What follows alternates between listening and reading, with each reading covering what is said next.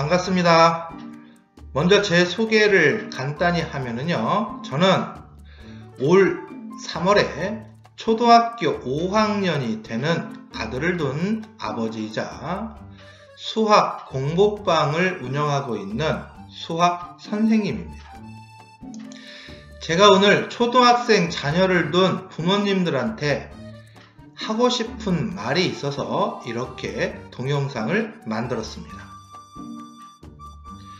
제가 초등학생 자녀를 둔 부모님들한테 하고 싶은 말은요, 이겁니다. 초등수학, 엄마가 가르치면 안 되는 이유예요. 범위를 조금 더 넓혀서 초등수학, 엄마뿐만 아니라 아무나 가르치면 안 되는 이유입니다. 초등학교 수학을 어려워하는 어른들은 많지 않습니다. 그래서 초등학생 자녀를 둔 부모님들이 직접 자녀들을 가르치는 경우와 학원을 보낼 때 집에서 가까운 곳을 선택해서 학원을 보내는 경우들이 많은데, 그렇게 하면 안 되는 이유에 대해서 제가 이야기를 하려고 합니다. 귀를 기울이시고 잘 들으시기 바랍니다. 초등수학 아무나 가르치면 안 되는 이유는 두 가지예요. 하나는요, 노동을 가르칩니다. 수학을 가르쳐야 되는데 노동을 가르쳐요. 그 다음에 수학을 좀 하시는 분들은 공식을 가르칩니다. 초등학생 수학은 공식을 이용해서 푸는 문제가 없습니다. 중학생이나 고등학생의 경우는 공식을 이용해서 푸는 문제들이 있어요.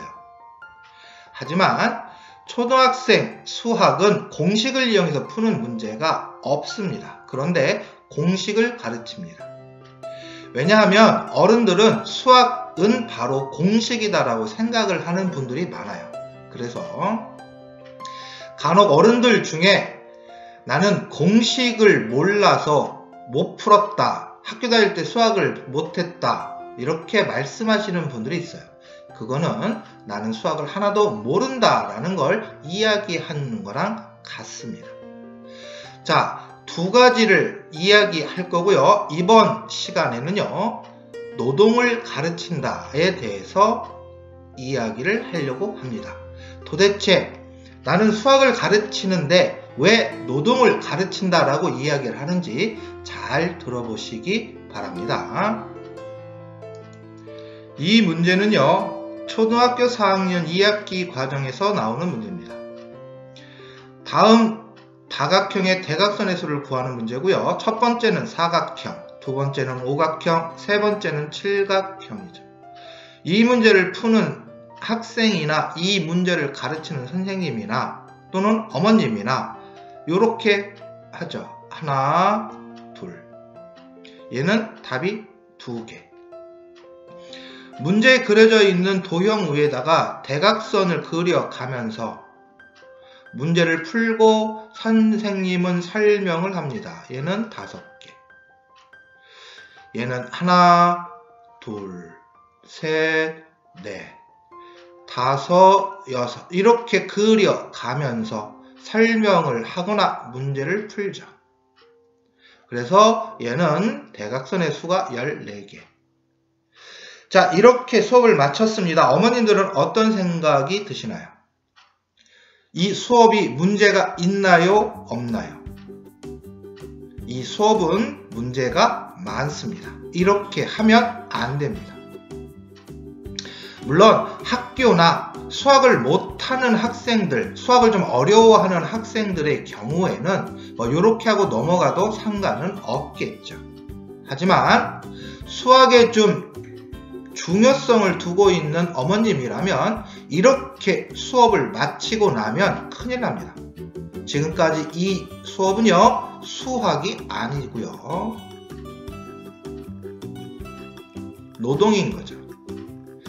자, 이 오각형까지는 큰 문제가 없어 보입니다. 하지만 칠각형, 얘는요 복잡합니다.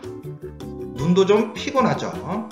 얘는요, 창의력을 요하는 수학 수업이 아닌 차분한 성격 기르기 프로그램에 참가한 것 같아요. 실수를 하나라도 하면 이 답은 14개가 아니라 13개가 될 수도 있고 12개가 될 수도 있는 노동을 가르친 수업입니다. 자, 이렇게 공부한 학생이 다음 문제는 어떻게 풀까요? 오각형의 대각선의 수와 팔각형의 대각선의 수의 차를 구하는 거니까 오각형과 팔각형의 대각선을 먼저 구해야지 되겠네요. 자, 오각형 그리고 팔각형 그려서 문제를 풀어야 되겠죠. 아까처럼 공부한 학생들은요, 뭐 오각형은 어찌어찌 그리겠다고 치지만 팔각형 못 그리는 학생들 생겨날 거고요. 팔각형을 그렸다 치더라도 여기에서 각 꼭지점마다 대각선을 빠짐없이 잘 그려야지 되겠죠. 자, 얘를 그려보면 이렇게 됩니다. 20개의 대각선이에요. 눈이 아픕니다. 물론 각 꼭지점에서 빠뜨렸는지 빠뜨리지 않았는지 확인하는 방법이 있습니다. 하나, 둘, 셋, 넷, 5개 다 세보면 돼요. 하지만 이 문제를 풀기 위해서는 반드시 팔각형을 그려야지 될 거고요. 팔각형의 대각선의 개수가 아니라 구각형, 십각형, 11각형은 어떻게 할 거냐는 거죠. 그럼 이 문제를 풀기 위해서 우리는 수학 공부가 아니라 이러한 도형들을 그리는 연습을 해야지 되겠죠. 이거 그리기 어렵습니다. 즉 우리는 수학 공부를 시킨 게 아니라, 여태까지 어머님들은 수학 공부를 시킨 게 아니라, 어떤 선생님들은 수학 공부를 시킨 게 아니라 노동을 가르친 거죠. 자, 초등수학 아무나 가르치면 안 되는 이유 첫 번째입니다. 노동을 가르치기 때문에 아무나 가르치면 안 된다라고 제가 말씀을 드린 겁니다. 자, 다음 시간은 공식을 가르친다에 대해서 설명을 해 드리도록 하겠습니다.